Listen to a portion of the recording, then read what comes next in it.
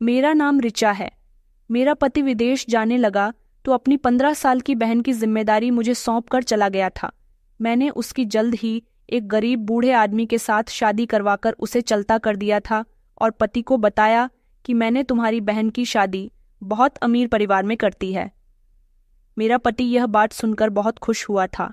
फिर जब मुझे पता चला कि मेरा पति वापस आ रहा है तो मैंने घर में नौकरों से कह दिया था कि खबरदार, मेरी नंद को आज घर में ही हरगिज मत आने देना, क्योंकि मैं नहीं चाहती थी कि वह फटे पुराने कपड़ों में यहाँ आए और तमाशा बनाए। इस तरह रात को जब मेरा पति आया तो मुझे बोला कि तुम्हारे लिए बाहर स्पेशल वाला गिफ्ट लाया हूँ। मैं बहुत ही खुश हुई और जब मैंने गिफ्ट खोला तो मेरी चीख निकल गई, लभागने लगी। मगर मेरे पति ने जब वह विदेश जा रहा था उसने मेरी तरफ देखा, उसकी वही नजरें जो कई सालों से मेरा सब कुछ थीं। उस दिन उसकी आंखों में बस एक ही परेशानी थी। उसकी छोटी बहन, वो बच्ची जिसे उसने अपने माता पिता की मौत के बाद माँ और बाप दोनों बनकर पाला था, वो मुझे उसकी तरफ इशारा करके बोला कि ये तुम्हारी अमानत है। मेरी गैर मौजूदगी में इसके माँ बाप अब सब तुम ही हो, बस तुम इसे संभाल लेना। मैंने आंखों में कुछ कतरे सजाकर हाँ कर दी। शायद वो यही समझ रहा था कि मैं सच में उसकी बहन को जान से ज्यादा समझूंगी, लेकिन नहीं, मेरे दिल में तो कुछ और ही चल रहा था। उसके जाने के बाद घर का सुकून कुछ दिनों तक बोझल सा लगा। लड़की खामोशी से मेरे साथ किचन में घूमती थी, कभी सवाल करती थी, कभी हाथ बटाने की कोशिश करती थी। शुरू शुरू में मैंने उसे बहुत बर्दाश्त किया था, फिर वो मुझे बोझ लगने लगी थी। एक दिन उसने कहा कि भाभी भैया का फोन आए तो मुझे ज़रूर बुला लेना, मुझे उनसे बात करनी है और सबसे ज़रूरी बात यह है कि मुझे उनसे अपनी पढ़ाई के बारे में पूछना है। उसकी सादगी पर मुझे हंसी आती थी। हंसते हुए कहा कि अभी तुम छोटी हो, मगर घर के काम सीख जाओ, पढ़ाई बाद में हो जाएगी। उसकी आंखों में मासूम सवाल तैर गए थे जो मैंने अगले ही लंबे नजरअंदाज कर दिए थे। पहली बार मैंने उसे खाने से मना किया था। खाने की टेबल पर सबके लिए एक जैसा खाना होता था, मगर उसके सामने बचा कूचा ठंडा खाना रखा जाता था। नौकरानी अगर बीच में इंटरफेयर करती तो मैं उससे कहती कि देखो, इस लड़की की तो सिंपल जिंदगी की आदत डालनी ही है, ज्यादा नखरे करवाऊंगी तो कल को मेरे ही मुंह पर चढ़ जाएगी। मगर बच्ची कुछ नहीं कहती थी। उसका नाम पिंकी था। वो सिर्फ नजर झुका लिया करती थी। पिंकी ने एक दिन मोबाइल निकाला और कहने लगी कि भैया से बात करनी है। मैंने कहा कि मोबाइल मुझे दे दो, वैसे भी तुम्हारे भैया बहुत बिजी हैं, मेरे पास अब भी उनसे तुम्हारी बात करवाने का टाइम नहीं है। उस रात मैंने उसका पुराना मोबाइल निकालकर तोड़ दिया और कांटेक्ट का हर रास्ता बंद कर दिया। कुछ दिनों के बाद वह स्कूल जाने की जिद करने लगी। उसका कहना था कि भैया ने कहा था कि मेरी पढ़ाई रुकेगी नहीं।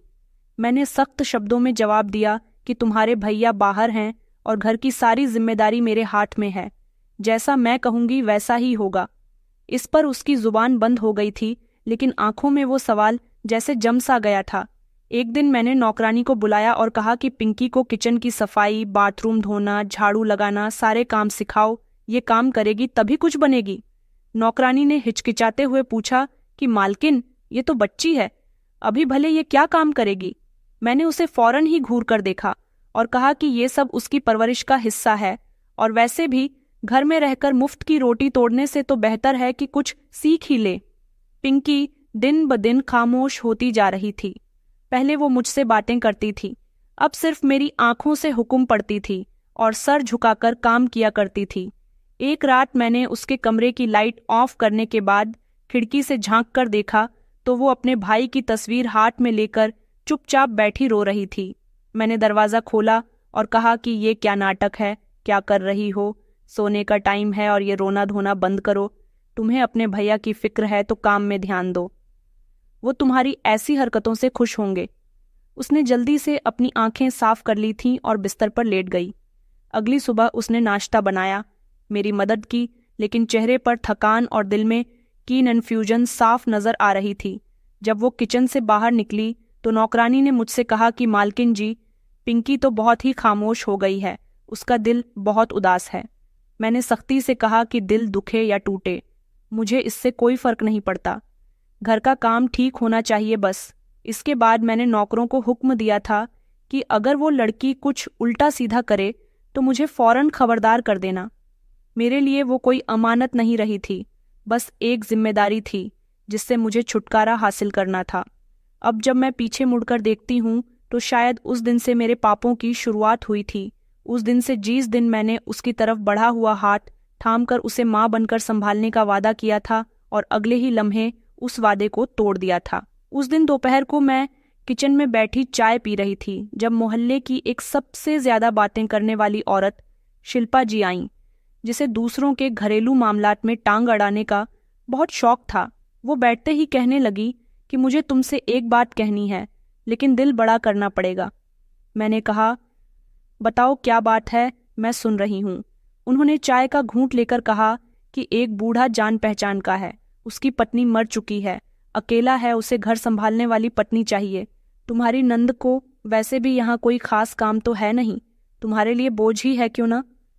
मैंने बात काटते हुए कहा, उम्र क्या है उस। उन्होंने कहा कि लगभग 60 साल के आसपास होगी, मगर घर उसका है, गाड़ी भी है, अकेला है, तुम्हारे लिए भी आसानी हो जाएगी। पुण्य का काम है। मैंने चुपचाप सर हिला दिया था, जैसे कुछ सोच रही हूं, मगर अंदर ही अंदर दिल में एक फैसला कर चुकी थी। अगले दिन मैंने पिंकी को नाश्ता बनाने का कहा। वो जैसे ही प्लेट टेबल पर रखकर जाने लगी, मैंने कहा, इधर बैठो, तो वो खामोशी से मेरे पास बैठ गई थी। मैंने कहा, तुम्हारी किस्मत खुलने वाली है, तुम्हारे लिए एक रिश्ता आया है, बहुत ही अच्छे घर का है और बहुत ही शरीफ लड़का है। वो मेरी बात सुनकर एक पल के लिए हैरानी से मेरी तरफ देखने लगी थी, फिर बोली, भैया को आपने इस बारे में बताया है? भाभी, वो कहते थे कि मेरी शादी वो खुद करेंगे। मैंने हंसते हुए कहा कि यही तो सरप्राइज है, तुम्हारे लिए वो वापस आकर खुश हो जाएंगे।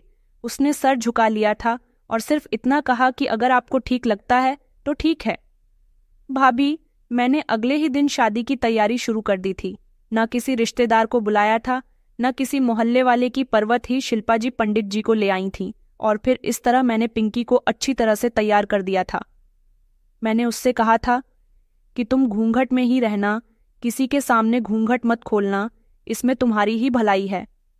उस दिन उसके होंठ बंद हो गए थे और आंखों में उलझन थी, मगर उसने सवाल नहीं किया।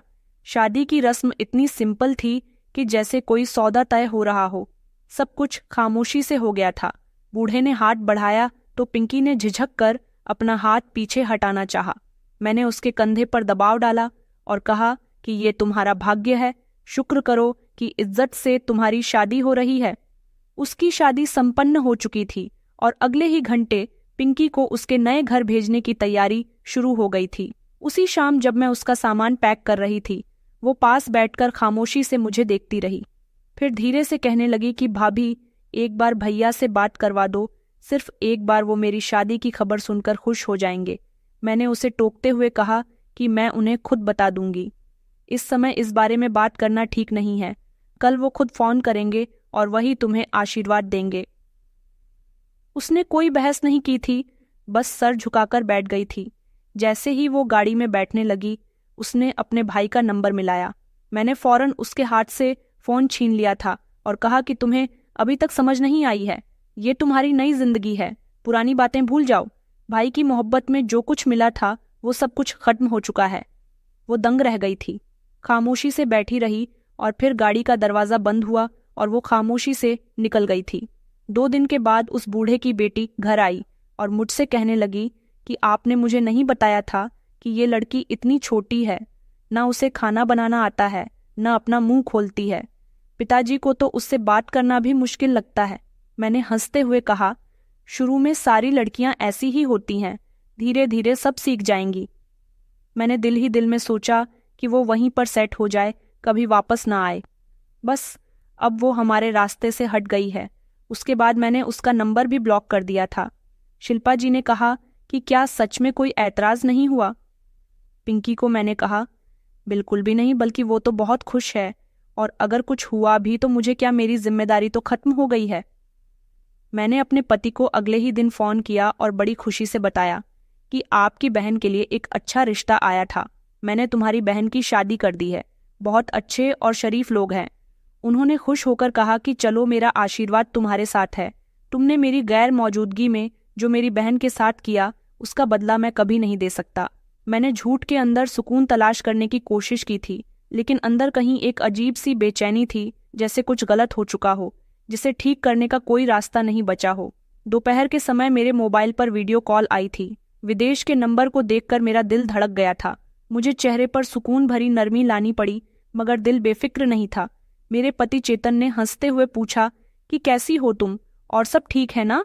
मैंने सर हिला दिया था। फिर वो असल बात पर आ गए थे। उन्होंने कहा, और मेरी बहन पिंकी, वो कैसी है? वो अपनी ससुराल में खुश है ना? मैंने एक लम्हे को सांस रोकी, फिर मुस्कुराकर कहा कि तुम बेकार में फिक्र मत करो, वो बहुत अच्छी जगह विदा हुई है। बहुत ही अमीर लोग हैं, इज्जत और दौलत सब कुछ है उन लोगों के पास। वो रोज आपके लिए प्रार्थना करती है, आपको याद करती है और आपका नाम लेती है। उन्होंने स्क्रीन की दूसरी तरफ से अपनी आंखें बंद कर ली थीं और लंबी सांस ली। कहने लगे कि चलो, ये तो बहुत अच्छी बात है। कॉल बंद होने के बाद मैंने लैपटॉप को खोला। सच के हर दरवाजे को बंद करने के लिए अब झूठ का पूरी तरह से इंतजाम करने की जरूरत थी। मैंने अलग अलग वेबसाइट से अमीर परिवारों की लड़कियों की फोटो डाउनलोड की। कोई फाइनल फंक्शन में, तो कोई यूनिवर्सिटी में लेक्चर दे रही थी, किसी के हाथ में फूल था, तो किसी के कंधे पर शॉल। सब कुछ मेरे काम का था, और इन फोटोज पर मैंने अपनी नंद की चेहरे की फोटो एडिट कर दी थी। मैंने पिंकी के नाम से एक फर्जी सोशल मीडिया प्रोफाइल बनाई थी। उसमें ऐसे कैप्शन लगाए कि जैसे वो सच में किसी अमीर परिवार की बहू हो। किसी में लिखा कि मेरे भैया के सपने सच हो गए, तो किसी में लिखा कि सोशल वर्क की शील्ड मिली। भैया के सपने हकीकत बने, और साथ ही वो फोटो अपलोड कर दी। 1 घंटे में पूरी तरह से नकली जिंदगी ऑनलाइन हो चुकी थी। अगले दिन मैंने वीडियो कॉल पर प्रोफाइल अपने पति को दिखाया। उन्होंने फोटो देखकर आंखें फाड़ दी। उन्होंने कहा कि ये मेरी बहन है। मैंने सीरियस होकर कहा कि हाँ, वक्त बदल गया है। उसने अपने आप को संवारा। उसका पति उसे बहुत सपोर्ट करता है। देखो, उसकी फोटो एक अखबार में भी छपी हुई है। चेतन तो बहुत खुश हुए थे। तस्वीर की स्क्रीनशॉट लेकर उन्होंने अपने पास सेव कर ली थी। उसी शाम सोशल मीडिया पर फोटो देखकर एक और करीबी रिश्तेदार का फोन आया। उन्होंने कहा कि बेटी के लिए भी उस जैसा रिश्ता ही देखना। जरा पिंकी के पति का बैकग्राउंड तो बताओ। मैंने मजबूती से हंसी और जवाब दिया, वो मुंबई में रहती है। काफी अच्छे और पढ़े लिखे शरीफ लोग हैं। उनका बहुत बड़ा बिजनेस है, वहां जाकर सब कुछ संभाल लिया है। उन दिनों मैंने पिंकी के फर्जी पति का भी प्रोफाइल बनाया। उसमें उसकी कीमती गाड़ियां, घड़ियां ब्रांडेड कपड़ों में दिखाई। मैंने पिंकी का फर्जी इंटरव्यू भी तैयार कर लिया था, जिसमें वो महिलाओं की आज़ादी पर बात कर रही थी। वीडियो एडिटिंग का एक सस्ता ऐप डाउनलोड किया और एक क्लिप तैयार कर लिया था। मैंने मोहल्ले में भी बातें फैलानी शुरू कर दी थीं। कहीं बाहर जाती थी तो 1-2 औरतों को कान में बताती थीं कि तुम्हें पता है, मेरे नंद का पति बहुत बड़ा बिजनेसमैन है। अब वो इंडिया में नहीं रहती, बल्कि अब लंदन चली गई है। घर में मौजूद नौकरों को भी अच्छी तरह से सलाह देती थी कि अगर कोई भी पिंकी के बारे में पूछे तो सिर्फ इतना कहना है कि मालकिन जी ने उन्हें मॉडर्न फैमिली में विदा किया था। उसकी कभी कभी कॉल आती है, लेकिन वो बहुत बिजी रहती है। उसी दौरान मैंने पिंकी की असल हालात के बारे में सब दरवाजे बंद कर दिए थे। उसका पुराना मोबाइल पहले ही तोड़ा जा चुका था। अगर कभी उसका मैसेज कहीं से आया भी तो मैंने फौरन नंबर ब्लॉक कर दिया था। एक दिन शिल्पा जी आईं और कहने लगीं कि सुनना है पिंकी अब बोलती भी नहीं है, बस छत के एक कोने में बैठी रहती है, खाना भी नहीं खाती है, जवाब भी नहीं देती है। मैंने सर झटका और कहा कि शुरू में सब लड़कियां ऐसा ही करती हैं, 1-2 थप्पड़ खाकर सीधी हो जाएगी। शाम को जब मेरे पति का दोबारा फोन आया तो उन्होंने कहा कि काश मैं वो सारी तस्वीरें खुद देख सकूं। मैं वीडियो कॉल पर अपनी बहन से बात करना चाहता हूं। मैंने जल्दी से जवाब दिया कि अभी वो एक वर्कशॉप में गई हुई है, मोबाइल नहीं रखा वहां। जैसे ही वो घर आती है मैं उसकी आपसे बात करवाती हूँ। फोन बंद होते ही मैंने प्रोफाइल पर एक विदेशी वर्कशॉप की और एक जाली पोस्ट लगा दी थी, और फिर फोटोज गूगल से लिए और लिखा कि सोशल वर्क के लिए और अगली वर्कशॉप का इंतजाम। उन दिनों मेरे सच्चाई का डर भी दब चुका था। मुझे पूरा यकीन हो गया था कि मैंने हर सुराग साफ कर दिया है। पति, रिश्तेदार, मोहल्ले वाले सब अब मेरे हाथ में थे। घर में दोपहर की खामोशी थी। मैं अपने कमरे में बैठी नए पर्दे देख रही थी कि दरवाजे पर जोर से दस्तक हुई।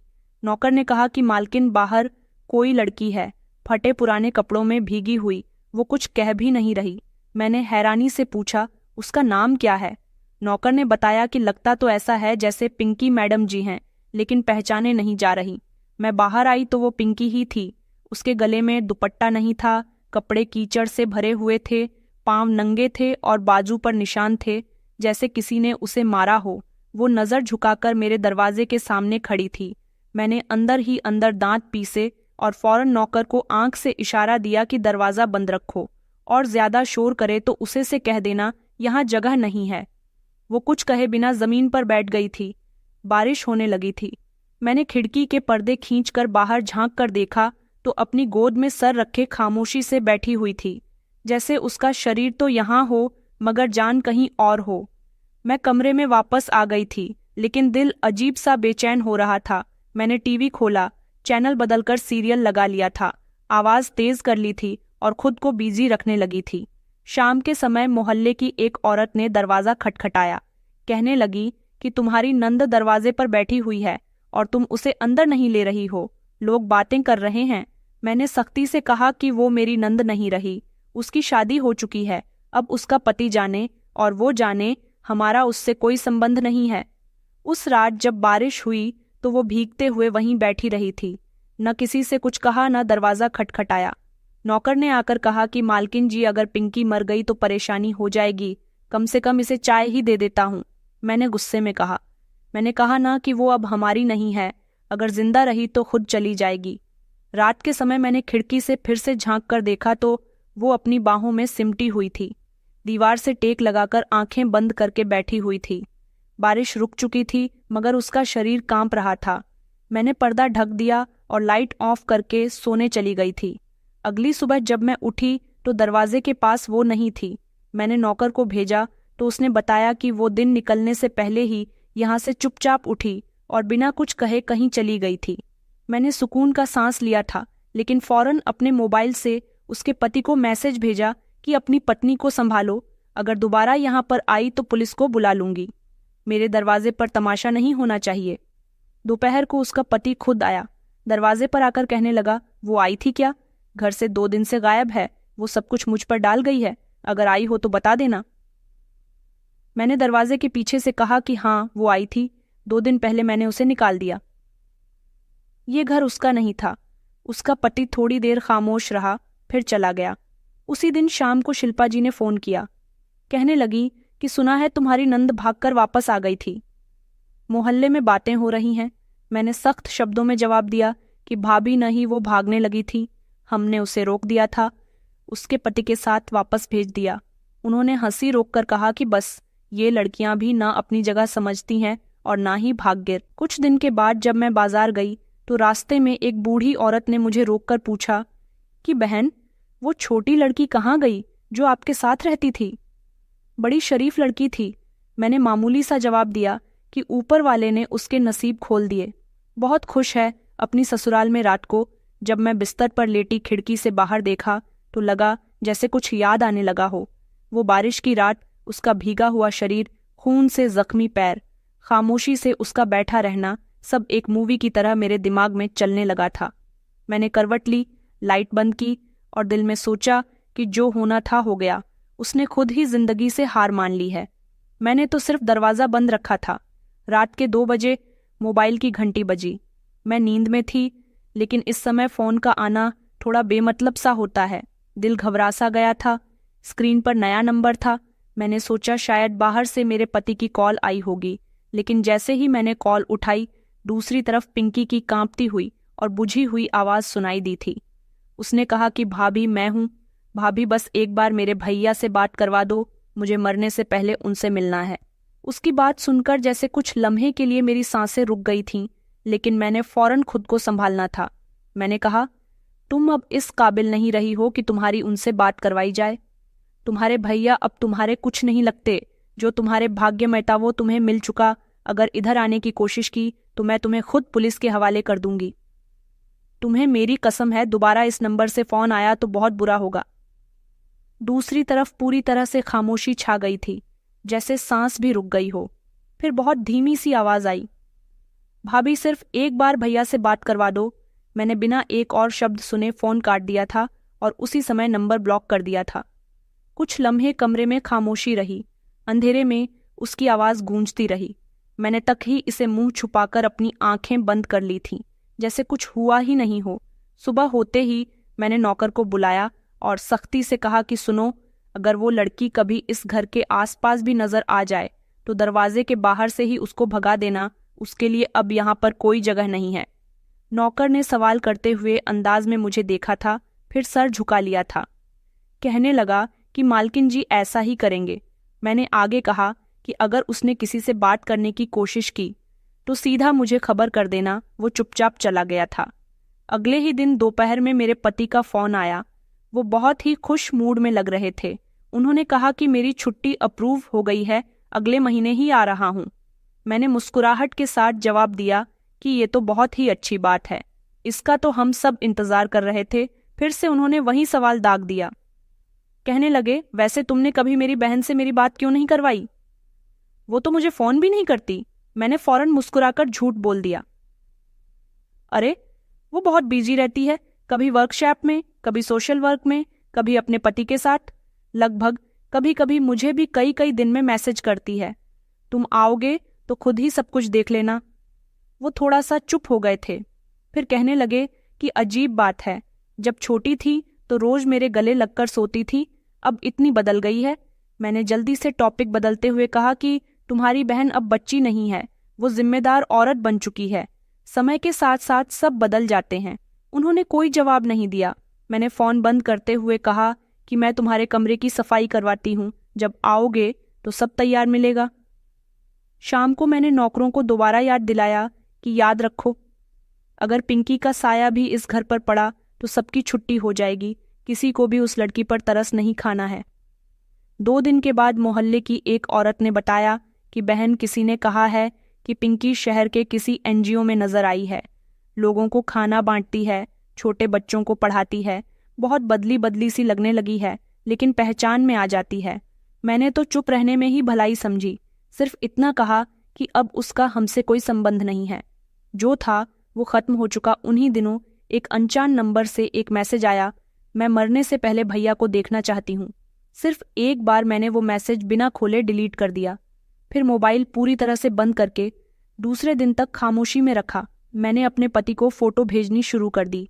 वही पुरानी झूठी फोटो प्रोफाइल बनाई गई, नकली अवार्ड फंक्शन की फोटो। वो हर बार खुश हो जाते थे और कहते थे कि मेरी बहन पर मुझे गर्व है। दूसरी तरफ पिंकी की खबरें धीरे धीरे एनजीओ के आसपास के लोगों तक पहुंचने लगी थीं। शिल्पा जी ने बताया कि सुना है वो बच्चों को फ्री में शिक्षा देती है। एक औरत बता रही थी कि वो हर हफ्ते गरीबों के कपड़े और राशन लेकर आती है। मैंने उसकी बात को हंसी में नज़रअंदाज कर दिया और सोचा कि ये सब नाटक होते हैं। असल में वो यहाँ से निकल गई थी तो बदनाम होकर गई थी, अब सोशल वर्क के बहाने इज्जत बनाने की कोशिश कर रही है। उसी रात जब सब सो गए थे, मैंने अपने मोबाइल की गैलरी खोली और पिंकी की पुरानी फोटो देखने लगी। वो फोटो जिसमें वो अपने भैया के साथ खेल रही थी, मुस्कुरा रही थी। मैंने फोटो बंद की और दिल से उसे झटक दिया कि मुझे अब कोई फर्क नहीं पड़ता, अब उसकी किस्मत और उसका रास्ता अलग है। अगले दिन मेरे पति ने एक बार फोन किया कि मेरी बहन का कोई नंबर है, उससे बात करने का दिल कर रहा है। मैंने जवाब दिया कि उसने नंबर चेंज कर लिया है, कहती है कि जब वापस आऊंगी तो खुद बात कर लूंगी। वैसे भी पिंकी के पति के परिवार वालों को पसंद नहीं कि वो ज्यादा फोन पर लगी रहे। फोन बंद होते ही मैंने फैसला कर लिया था कि उसके वजूद को मुझे पूरी तरह से गायब कर देना ही होगा। एनजीओ लोगों की हमदर्दी और उसकी मेहनत शायद उसे दोबारा जिंदा करे, लेकिन मेरे घर के दरवाजे पर उसके लिए कोई जगह नहीं है, न अब और न कभी होगी। दूसरी तरफ की हकीकत से मैं बेखबर थी, मगर वो दिसंबर की शाम थी। तीज की हवा बदन में घुसती जा रही थी। चेतन अपनी फैक्ट्री से निकले ही थे कि एक अजीब आवाज ने उनको पुकारा था, चेतन। चेतन पीछे मुड़े तो उनका वही पुराना दोस्त खड़ा हुआ था जो बचपन में उनके साथ मोहल्ले वाले ब्लॉक में रहता था। दोनों ने एक दूसरे को गले लगाया, हंसने लगे और करीब की ही एक कॉफी शॉप में जाकर बैठ गए। बातों का सिलसिला वहीं से शुरू हुआ था जहां बरसों पहले रुका हुआ था। मेरे पति के दोस्त नक्श ने उन्हें बताया कि वो इंडिया से अभी 2 हफ्ते पहले ही आया है और यहाँ कतर में काम कर रहा है। कुछ लम्हे बाद ही उसने मेरे पति को बताया कि तुम्हारे बारे में काफी सुना है, लेकिन सुनकर हैरानी भी हुई है और दुख भी हुआ है। नक्श ने चौंक कर चेतन से पूछा, क्यों? दुहक किस बात का? नक्श ने कॉफी का सिप लिया और सीरियस होकर कहने लगा कि चेतन, हमारे शहर में गरीबों को मुफ्त राशन बांटने के लिए कैंप लगा था, जो कि बहुत ही सुनसान जगह में था। वहां पर एक झुग्गी के बाहर मैंने एक लड़की को बच्चों को पढ़ाते हुए देखा था। बहुत ही कमजोर सी लड़की, लेकिन बहुत ही इंटेलिजेंट थी, बहुत कम बोलती थी।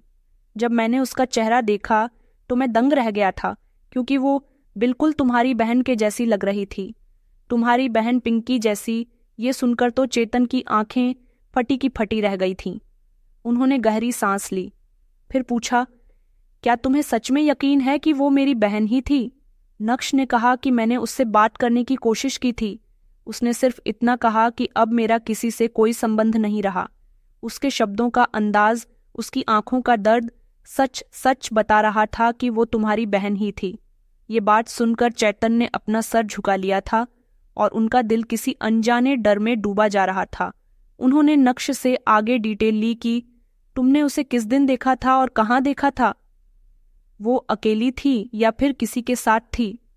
नक्श ने सारी डिटेल चेतन को बता दी थी कि झुग्गी जैसे कमरे के बाहर एक पेड़ के नीचे कुछ बच्चे बैठे हुए थे। उनके हाथों में पुरानी कॉपी और पेंसिल थी और वो उनको पढ़ा रही थी। उसके शरीर पर फटे पुराने कपड़े थे और उसने एक दुपट्टा अपने पूरे शरीर पर लपेटा हुआ था और उसके चेहरे पर खरोंच के निशान थे। सारी जानकारी मिलने के बाद उसी रात चेतन ने वापसी पर कमरे की लाइट बंद की, लेकिन उन्हें नींद नहीं आई थी। बिस्तर पर लेटे हुए थे। उन्होंने छत को थकते हुए पिंकी की मुस्कुराहट याद की थी। वो छोटे छोटे जूतों में भागना, किचन में आकर शोर मचाना, भैया कहकर उनसे लिपट जाना, फिर वो सारा सब कुछ धुआं बनकर उड़ गया जो उन्हें याद आ रहा था। अब जो चेहरा याद आ रहा था वो झुग्गी में बैठा हुआ था, बेरंग, जख्मी और खामोश था। अगले दिन चेतन ने मुझे वीडियो कॉल की। उन्होंने अपने चेहरे पर दिखावे की मुस्कुराहट सजाकर पूछा कि क्या हाल है, सब ठीक है ना? मैंने नॉर्मल अंदाज में खुश होकर कहा कि जी, सब ठीक है, सब बहुत बढ़िया है, तुम बस अपने काम पर ध्यान दो। कुछ लम्हों बाद चेतन ने कहा कि ऋचा, मुझे एक बात सच सच बताओ, पिंकी कहाँ है? उनकी बात सुनकर अचानक मेरी आंखों में लम्हे भर के लिए घबराहट आ गई थी। फिर फौरन मैंने मुस्कुराकर कहा कि क्या हुआ, इतने सीरियस क्यों हो रहे हो? वो बहुत अच्छी जगह है, बस तुम आ जाओ, खुद देख लेना कि अब वो सोशल वर्क करती है और अपने पति के साथ बिजी रहती है। उसका उठना बैठना बड़े बड़े लोगों के साथ है। आप तो अपनी बहन की कामयाबी देखकर हैरान ही रह जाओगे। चेतन कुछ देर खामोश रहकर कहने लगे, मैं हैरान होऊंगा। अगर सब कुछ वैसा निकला जैसा तुम कहती हो तो मैंने जल्दी से बात को बदलने की कोशिश की थी और कहा कि अच्छा छोड़ो ये सब और बताओ कि कब वापस आ रहे हो। चेतन ने धीरे से कहा कि शायद जल्दी काम पूरा होने वाला है, मन कर रहा है कि सब खुद देखूं। उसी रात चेतन ने नक्श को दोबारा फोन किया और कहा, जो एड्रेस तुमने दिया था वहां की फोटो खींचो और मुझे उस जगह का एक सबूत चाहिए। नक्श ने अगले ही दिन अपने एक दोस्त को उसी लोकेशन पर भेजा जहां उसने पिंकी को देखा था और फिर उससे वहां की तस्वीरें खिंचवाईं। वही पेड़, वही झुग्गी और पिंकी थी। नक्श के दोस्त ने सारी तस्वीरें नक्श को सेंड की और उसके बाद नक्श ने वो सारी तस्वीरें चेतन को सेंड की। लोकेशन के साथ चेतन ने फोटोज देर तक देखी, फिर उन्होंने मोबाइल में सेव कर ली। उनका दिल अभी भी यकीन करने को तैयार नहीं था, लेकिन दिमाग कह रहा था कि कुछ न कुछ छुपा हुआ है। उसी दिन उसने कंपनी से छुट्टी की अपील की और ट्रैवल का प्लान बनाना शुरू कर दिया। उनके दिल में अभी भी सिर्फ एक सवाल था, क्या मेरी बहन सच में वही लड़की है जो मैं समझ रहा हूँ, या सिर्फ मुझे जो दिखाया गया है वो सच है? उन्होंने मुझे फ़ोन किया कि अगर मैं आऊँ तो क्या पिंकी मुझे मिलेंगे? मैंने हंसते हुए कहा कि जी जी ज़रूर मिलेंगे, आपके लिए एक सरप्राइज़ भी है। पिंकी और उसके पति ने आपके लिए एक गिफ्ट तैयार किया है, बस आप आ जाओ, आप सब कुछ देखकर खुश हो जाओगे। चेतन ने फ़ोन बंद करके एक लिस्ट बनाई और उस लिस्ट में कुछ सवाल थे, कुछ शक और कुछ जवाब जिनका वक्त अब करीब आ रहा था। एक वापसी थी जो सब कुछ बदलने वाली थी। जब उन्होंने वापसी के डेट दी तो मेरा दिल जैसे सीने में जोर जोर से धड़कने लगा था। रातों को नींद नहीं आ रही थी, लेकिन जाहिर सी बात है मैंने कुछ नहीं होने दिया। सुबह ही घर की सफाई शुरू करवाई, पर्दे बदलवाए, बेडशीट बदलवाई और कमरे को भी नया गेटअप दे दिया था। अपने पति के लिए ताज और महंगे फूल मंगवाए थे। किचन में उनकी पसंद का खाना बनवाना शुरू कर दिया। मैंने नौकरों को बुलाकर सख्ती से उन्हें हुक्म दिया था कि मालिक आ रहे हैं, सब कुछ टाइम पर हो जाना चाहिए, उन्हें कोई भी चीज़ पुरानी नहीं लगनी चाहिए। लेकिन सच तो ये था कि मेरे कान लगातार दरवाजे की घंटी से डर रहे थे। मैंने पुराने नौकर को अलग से बुलाया, जो मोहल्ले वालों को पहचानना था। उसे कहा कि ज़रा देखकर बताते रहना कि अगर पिंकी यहाँ आई तो फौरन मुझे खबर कर दो। उसने सर हिलाकर कहा कि मालकिन जी, मैंने कहा कि अगर वो सच में यहाँ आई तो गली में ही उसे जलील करके भगा देना। मेरी इज्जत का सवाल है। शाम को मैं किचन में थी कि तभी मुझे नौकर ने बताया कि कोई औरत दोपहर को गली में देखी गई थी। पुराने कपड़ों में एक एनजीओ के बैच के साथ खड़ी हुई थी। वो बस इस घर को खड़े होकर देख रही थी, कुछ बोली नहीं। मैंने फौरन कहा कि उसे दोबारा गली में देखा तो सीधा भगा देना, अगर नहीं भेजा तो जोर से कहना कि ये लोग इज्जत की परवाह नहीं करते। दूसरी तरफ पिंकी अब एनजीओ में काम कर रही थी। वहां उसे एक वकील मिला था जिसने कहा कि अगर तुम चाहो तो तुम्हारे साथ जो हुआ है उसकी कानूनी कार्रवाई भी हो सकती है। तुम्हारे पास कोई सबूत है? पिंकी ने एक तस्वीर निकाली जो उस बूढ़े के साथ उसकी शादी की फोटो थी, जो उसने रोते हुए खिंचवाई थी। उसने कहा कि मेरी हकीकत यही थी और मेरे पास अब यही सबूत है। एनजीओ के ऑनर ने उसे एक सामाजिक फंक्शन में ले जाना शुरू कर दिया, जहां वो दूसरी लड़कियों को अपनी कहानी सुनाती थी और उनकी आंखों में हैरानी, अफसोस और हिम्मत चमकती हुई दिखाई देती थी। एक दिन एक रिपोर्टर लड़की ने उससे इंटरव्यू के लिए कहा, अगर हम ये रिकॉर्ड करेंगे तो कई लड़कियों को आपकी वजह से हिम्मत मिलेंगे, तो क्या तुम तैयार हो? पिंकी राजी हो गई थी। वो जानती थी कि अब सच दबाना नहीं दिखाना है। यही वीडियो बाद में सोशल मीडिया पर वायरल होने वाली थी और सच वो था जो मेरे झूठ को निकलने वाला था। उसी दौरान मैंने अपने पति के लिए नए कपड़ों की शॉपिंग की थी, उनकी पसंद का परफ्यूम मंगवाया था और उनके लिए खूबसूरत गिफ्ट खरीदा था। मैंने घर का कोना कोना बदल दिया था ताकि उन्हें महसूस हो कि उनकी पत्नी ने उनकी गैर मौजूदगी में हर चीज़ को कितनी अच्छे से कैरी किया हुआ है। वही रात थी जब मैंने वकील की कॉल सुनी जो मेरी नंद के केस पर काम कर रहा था। कॉल किसी और के लिए थी, लेकिन मैंने इत्तेफाक से नौकर से फ़ोन से बात सुनी। वकील कह रहा था कि हमें पिंकी के भाई चेतन जी से बात करनी होगी, वही असली गवाह है। ये सुनते ही मैंने नौकर को धमकाया और कहा, अगर तुमने इस बारे में किसी को बताया तो तुम्हें नौकरी से निकाल दूंगी। मैंने अपने पति को फ़ोन किया, मैं तुम्हारे लिए सरप्राइज़ रख रही हूँ, तुम बस जल्दी से आ जाओ। उन्होंने हंसते हुए कहा कि मैं खुद वही सरप्राइज़ जानने वाला हूँ। उनके शब्द कुछ बदले हुए ऐसे लग रहे थे जैसे वो कुछ जान चुके हों, लेकिन मैंने जाहिर नहीं होने दिया। उधर पिंकी ने अपने बयान को अदालत में जमा करवा दिया था। एनजीओ वालों ने उसकी मदद की थी और एक कॉन्फ्रेंस रखी थी। रिपोर्टर ने सवाल किया कि अगर आपके भाई को ये सब पता हो जाए तो? पिंकी ने कहा कि सिर्फ एक बार उनकी आंखों में देखना चाहती हूँ कि उनकी बहन क्या बन चुकी है, और ये जानना चाहती हूँ कि उन्हें मेरा दर्द महसूस हुआ या नहीं। मेरे लिए अब वक्त तेज हो चुका था। हर घड़ी, हर लम्हा मुझे लगता था जैसे दरवाजे पर पिंकी खड़ी हुई है। मैंने रात को हर दरवाजे को ताला लगवा दिया था और कैमरों की रिकॉर्डिंग चेक की ताकि मेरे पति को कुछ पता ना चले। यही मेरी पूरी कोशिश थी, लेकिन जो चीज़ करीब आ रही थी वो सिर्फ चेतन की वापसी नहीं थी, सच की भी वापसी थी। और मैं शायद जितना भी दरवाज़ा बंद कर लूँ, वो सच अब रुकने वाला नहीं था। दरवाजे पर घंटी बजी तो मैंने आईने में खुद को आखिरी बार देखा, परफ्यूम लगाया, अपने कपड़ों को ठीक किया और कदम दरवाजे की तरफ बढ़ा दिए। जैसे ही दरवाज़ा खोला और अंदर मेरे पति दाखिल हुए तो वही अंदाज, वही चाल, मगर उनकी नज़रों में खामोशी थी जो मुझे खटक गई थी। मैंने मुस्कुराकर कहा कि आखिर आ ही गए, आप कितना इंतज़ार करवा दिया आपने। वो खामोश रहे, फिर जूते उतारे और सीधा अंदर जाकर बैठ गए। मैंने किचन से चाय की ट्रेनी निकाली और उनके सामने चाय रख दी। मैंने कहा, कुछ तो कहो, इतने दिनों के बाद आए हो। मगर उन्होंने सिर्फ इतना कहा कि अभी थक गया हूँ, सुबह बात होगी, कुछ देर आराम करना चाहता हूँ। मैं उनके बिहेवियर पर हैरान थी। उन्होंने खाना भी नहीं खाया था और कमरे में चले गए थे। सुबह का टाइम था, वो नाश्ते की टेबल पर बैठे थे। मैंने खामोशी से उनके सामने चाय का कप रखा। मेरे हाथ कांप रहे थे मगर चेहरा संभाले हुए थे। मैंने धीरे से कहा, कुछ और ला दूं? तो उन्होंने मेरी तरफ देखे बिना कहा कि बैठो, मुझे तुमसे बात करनी है। मैं कुर्सी खींचकर उनके सामने बैठ गई थी। उन्होंने जेब से एक मोटी सी फाइल निकालकर टेबल पर रख दी थी। फिर मोबाइल से एक वीडियो चला दी। इस बार आवाज थोड़ी ऊंची थी, जो साफ सुनाई दे रही थी। शब्द कुछ इस तरह से थे कि भैया, अगर मेरी आवाज सुन पा रहे हैं तो सिर्फ एक बार मुझे देख लो, एक बार मुझे सुन लो। मेरे भैया, मरने से पहले मैं आपसे मिलना चाहती हूँ। इस वीडियो में मेरी नंद पिंकी की आवाज थी, वही लड़की जिसे मैंने अपनी जिंदगी से अलग करके फेंक दिया था। मेरी सांस रुकने लगी थी।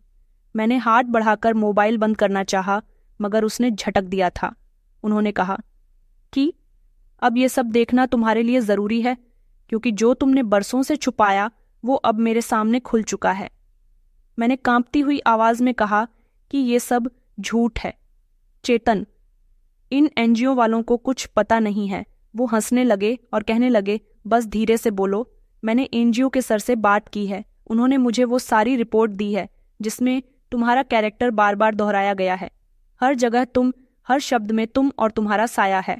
मैंने फाइल की तरफ नहीं देखा, सिर्फ अपने हाथों को घूरती रही। उन्होंने कहा कि तुम्हें पता है, जब मैंने इस वीडियो को पहली बार देखा तो मैंने अपनी आंखों पर यकीन नहीं किया था।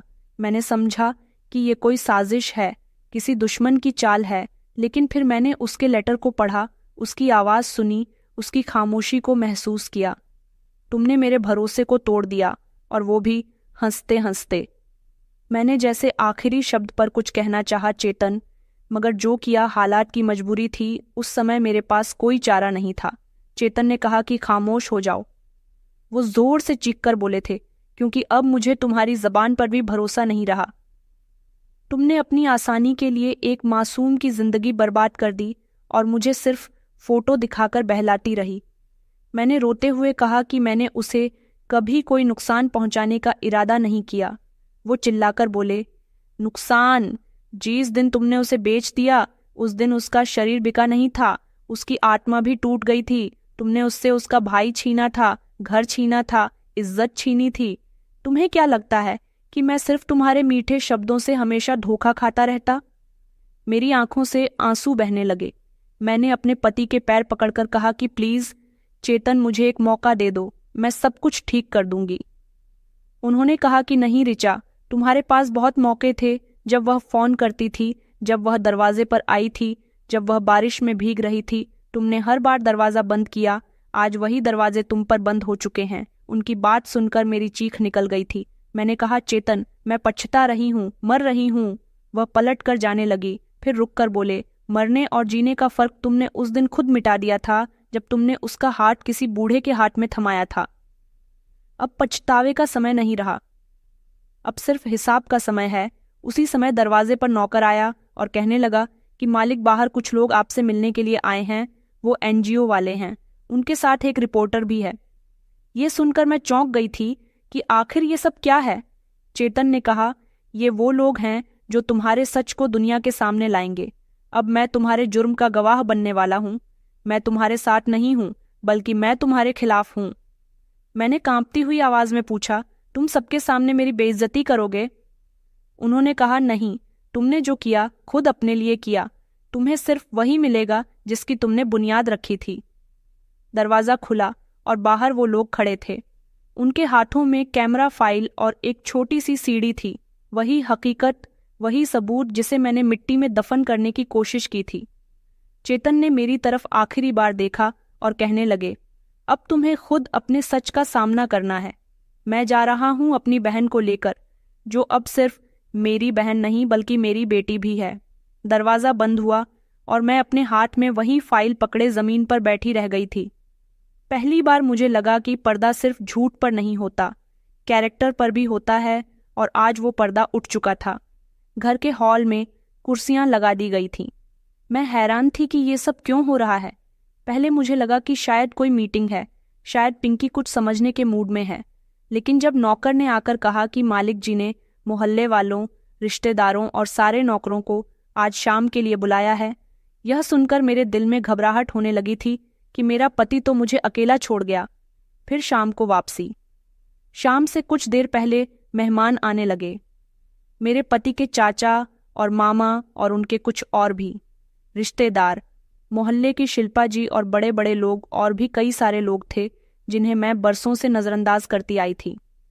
आज सबके चेहरे पर अजीब सा इंटरेस्ट था।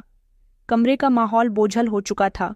चेतन अंदर दाखिल हुए तो उनके साथ पिंकी भी थी, वही बच्ची जो अब औरत बन चुकी थी। उसके चेहरे पर सुकून था, मगर वो जख्म अभी भी बाकी थे जो बरसों पहले मैंने उसे दिए थे। उसने सबसे बैठने के लिए कहा। माहौल में एक कोने में खड़ी हुई थी, नज़र नीचे थी, माथे पर पसीना था।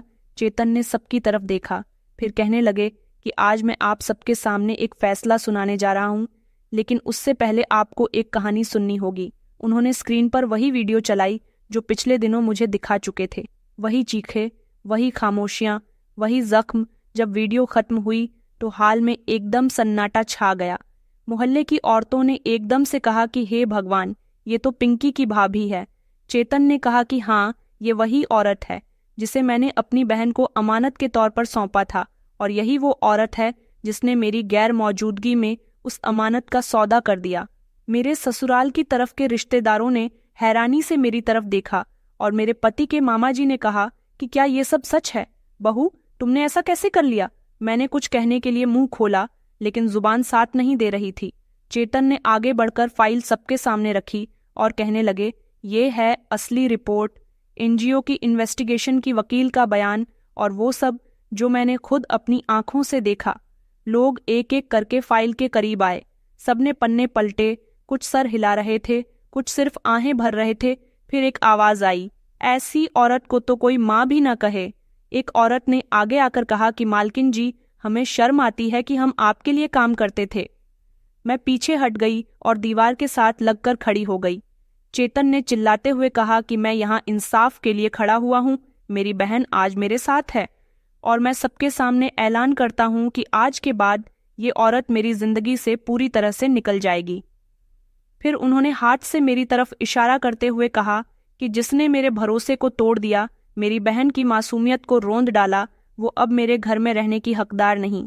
लोगों की आंखों में भी गुस्सा साफ नजर आ रहा था।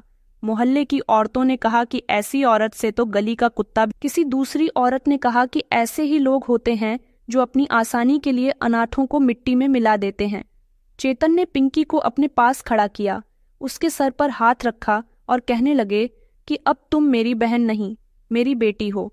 मैंने तुम्हें नई जिंदगी देने का फैसला कर लिया है। उन्होंने जेब से खाली लिफाफा निकालकर मेरी तरफ फेंक दिया और मैंने कांपते हुए हाथों से उसे खोला तो वो डिवोर्स के पेपर थे। मेरे पैरों तले से जमीन निकल गई, पर मैं जानती थी कि मेरी गलती इतनी बड़ी है कि अब मैं अकेले ही जिंदगी गुजार लूंगी। मैंने तालियां नहीं बजाई, मगर हर लम्हे चेहरे पर एक खामोशी सी थी। पिंकी खामोश खड़ी रही, मगर उसकी आंखों से आंसू बहने लगे जो उसकी जीत की गवाही दे रहे थे। मैं जमीन पर बैठ गई, जैसे टांगों में जान ही ना हो। कोई आगे नहीं आया, किसी ने मुझे तसल्ली तक नहीं दी, किसी ने मुझे पानी तक नहीं दिया। मैं सुन रही थी, कोई कह रहा था कि इसे तो चुपचाप शहर से निकाल देना चाहिए। दूसरी आवाज आई कि कानूनी कार्रवाई होनी चाहिए। इतना जुल्म कोई मामूली बात थोड़ी है। शाम को सब लोग चले गए थे। चेतन ने मुझसे मेरा सामान पैक करने को कहा और नौकरों से कहा कि ये अब यहाँ की मालकिन नहीं रही। जो इज्जत दी थी वो खुद छीन ली है। इसने मेरे पास कहने को अब कुछ भी नहीं बचा था।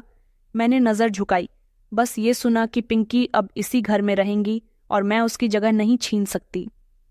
दरवाजे पर खड़े होकर चेतन ने मुझे आखिरी बार देखा और कहा कि जाओ उस रास्ते पर जिसे तुमने खुद चुना था। मेरे घर के दरवाजे तुम्हारे लिए हमेशा हमेशा के लिए बंद हो चुके हैं। दरवाजा बंद हुआ और मैं अपनी नई पहचान के साथ बाहर निकली थी। बुझू इज्जत की चादर उतारकर बेइज्जती की गली में दाखिल होती जा रही थी। उस दिन हमारे शहर में मेला लग रहा था, जहां मेले में एक बहुत बड़ा प्रोग्राम रखा गया था। वहां पर शहर के बड़े बड़े लोग मौजूद थे। सब लोग एक ऐसे इंसान का इंतजार कर रहे थे जो अब कई दिनों से खबरों की मलिका बनी हुई थी। स्टेज पर पिंकी खड़ी होने वाली थी, जिसकी खामोशी कभी किसी दरवाजे के पीछे दफन कर दी गई थी। स्टेज पर जब पिंकी का नाम पुकारा गया तो तालियां गूंजने लगी थीं। वो धीरे धीरे चलती हुई माइक के पास पहुंची। चेहरे पर सुकून था और वजूद में भरोसा था। उसने नरमी से कहना शुरू किया, मैंने कभी सोचा भी नहीं था कि एक दिन मैं यहाँ खड़ी हो जाऊंगी। मुझे रिश्ते ने नहीं, धोखे ने ताकत दी है। जिन लम्हों में मेरी आवाज़ दबाई गई थी, उन्हें लम्हों ने मेरी पहचान बनाई। वहाँ पब्लिक में बैठी हुई एक जवान लड़की की आंखों में आंसू आ गए थे।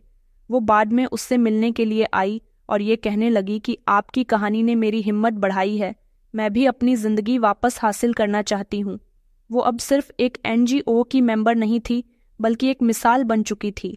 बड़े बड़े टीवी चैनल पर उसकी कहानी को इज्जत दी जा रही थी। उसकी कहानी को इज्जत से दिखाया गया। उसकी वीडियो वायरल हो गई। सोशल मीडिया पर लोगों ने पिंकी के लिए तारीफ की और दुआओं के मैसेज छोड़ दिए। एक दिन एक सीनियर एंकर पर्सन ने उसके इंटरव्यू के दौरान पूछा कि इतने बड़े धोखे और जख्म के बाद भी आपने माफ़ी का रास्ता क्यों चुना? उसने हल्की सी मुस्कुराहट के साथ कहा कि मैंने अगर बदला लिया तो शायद सुकून नहीं मिलता। मैंने माफ़ किया और खुद को आज़ाद कर दिया। मैंने घर खोया लेकिन एक दुनिया जीत ली। एक और NGO ने उसी साल हिम्मत वाली बेटी के अवार्ड से उसे सम्मानित किया। उस प्रोग्राम में उसने सिर्फ एक बात कही थी कि मेरी खामोशी मेरे खिलाफ इस्तेमाल की गई, इसलिए मेरी आवाज़ मेरा सबसे बड़ा हथियार है। उसने लड़कियों के लिए छोटा सा स्कूल खोला जहां न सिर्फ स्कूलिंग थी बल्कि कानूनी मामलात और खुद पर भरोसा करने की शिक्षा भी दी जाती थी। एक दिन उसके ऑफिस में एक माँ अपनी बेटी को लेकर आई थी और कहने लगी कि मेरी बेटी को सीखना है, जिंदगी को समझना है। मैं चाहती हूँ कि मेरी बेटी आप जैसी बने। पिंकी अक्सर स्कूल में लेक्चर देती और लड़कियों को बताया करती थी कि उनका शरीर और आवाज़ सिर्फ उनकी है। किसी को ये हक नहीं कि तुम्हारी जिंदगी का फैसला तुमसे छुप कर करे। एक शाम जब पिंकी अपने स्कूल के ऑफिस में बैठी फाइलें में बिजी थी तो चेतन स्कूल में दाखिल हुए। उनके हाथ में एक फोटो फ्रेम था जिसमें उनकी और उनकी बहन की बचपन की फोटो थी। उन्होंने कहा कि मुझे ये फोटो मिली है। एक पुराने बॉक्स में सोचा कि अपनी बहन को दे दूं। शायद ये फोटो अब तुम्हें याद ना हो पिंकी, लेकिन मेरे लिए ये सब कुछ है। पिंकी ने फोटो अपने हाथ में ली और धीरे से कहा कि भैया मुझे याद तो सब है, बस अब वो आंखें नहीं रहीं जो धोखा न पहचान सकी। चेतन अपनी बहन के काम पर गर्व महसूस करते थे। उन्होंने एक बार कहा था कि तुम्हें बहन कहाँ था, मगर तुम तो बेटी से भी बढ़कर निकली। फिर एक दिन पिंकी की कहानी दूर दूर तक मशहूर हो गई। दूर दूर से लोग भी पिंकी को जानने लगे, उसे इज्जत देने लगे। पिंकी अब एक मामूली इंसान नहीं बल्कि एक मिसाल बन चुकी थी। वो लड़की जो बिक गई थी, लेकिन फिर खुद को उसने इस काबिल बना लिया था कि अब किसी और को बिकता नहीं देखे।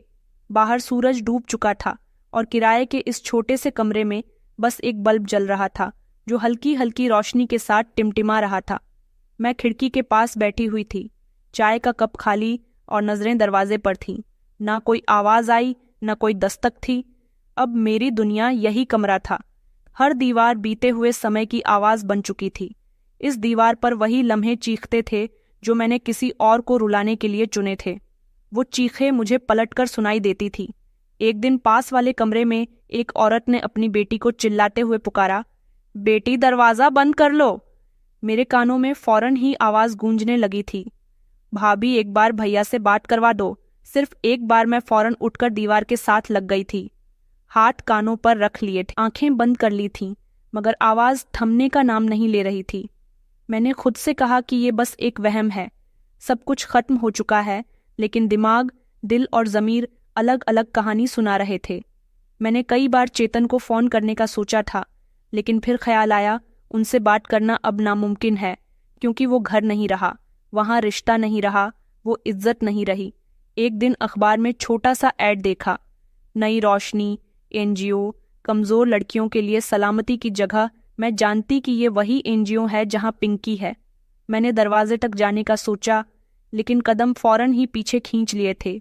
मैं उस दहलीज पर जाने का सोच रही थी कि मैं कैसे वहाँ जा सकती हूँ जिसे मैंने खुद ही बंद कर दिया था। दिन गुजरते गए, किसी ने दस्तक नहीं दी। मोहल्ले में नई औरतें आईं, नई आवाज़ें, नई दरवाजे। पुराने पापों को कोई नहीं जानता था, मगर मेरी आत्मा में वो सब कुछ अभी भी जिंदा था। हर रात नींद से पहले वही एक शब्द गूंजता था कि भाभी प्लीज़, भैया से एक बार बात करवा दो। एक दिन मैं नींद में चीख कर उठ पड़ी थी और रोते हुए कहने लगी कि मैं बात करवाती हूँ। आंख खुली तो सांस फूली हुई थी।